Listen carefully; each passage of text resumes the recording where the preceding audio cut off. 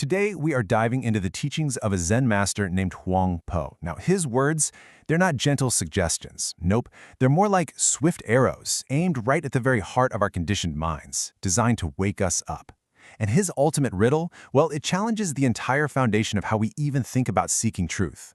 And he kicks things off with this absolute bombshell of a paradox. The essence of the teaching is that there is no teaching. I mean, what does that even mean, right?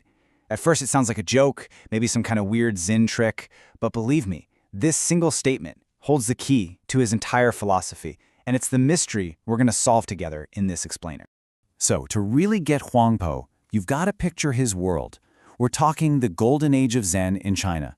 This was a time of absolute legends, and Huang Po's style was, let's just say, spiritually explosive. He was famous for using these startling, totally unconventional methods to just jolt his students out of their own overthinking minds.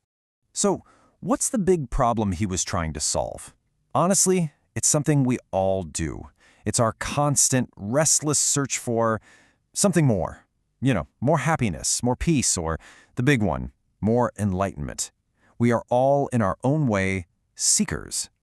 And that searching leads us to what feels like a really good, a really noble question. We ask, how do I become enlightened? But here's the twist. Huang Po would say that this very question, just the way it's framed, is the trap. The question itself is the first big obstacle. Yeah, just look at how this trap works. It's a vicious cycle. It all starts with that nagging feeling inside. I feel unenlightened.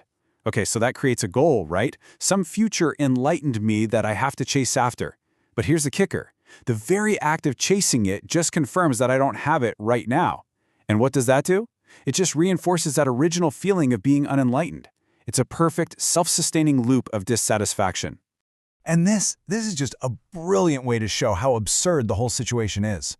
Huang Po says the spiritual seeker is like someone frantically tearing their house apart, looking for their glasses, while the glasses are already perched on their own nose. The very thing we are desperately looking for is so close, so fundamental, that our frantic search is the only thing keeping us from noticing it. Okay, so if seeking is the problem, what on earth is the solution? For Huang Po, it's not about finding a new meditation or a better technique. Not at all. It's about recognizing something that's already here, something he called the one mind. Now, the one mind isn't some destination you have to get to. It's the very ground we're all standing on right now. It's that silent, underlying awareness that's always here, just watching our thoughts, our feelings, and our sensations come and go. And here's the crucial part. It's not something you need to build or achieve. You just have to notice that it's already here.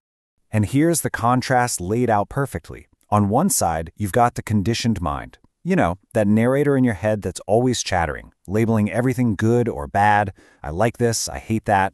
But on the other side is the one mind. It's still, it's spacious, and it's always, always present. So the work isn't to try and shut up the conditioned mind. The real work is to shift who you think you are, from the chatter to the quiet, spacious awareness behind it all. Okay, so this all sounds great in theory, right? But how do we actually experience this in our day-to-day lives?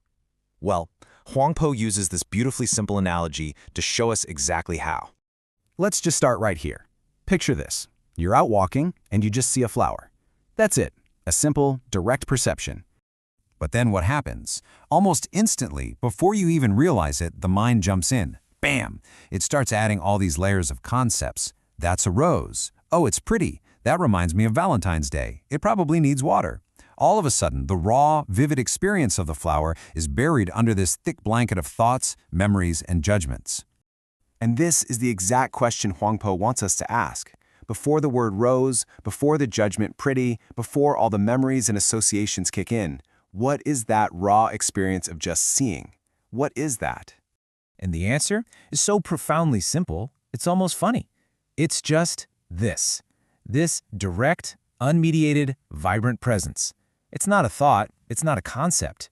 It's the pure, unfiltered awareness of the moment, before the mind has a chance to carve it all up.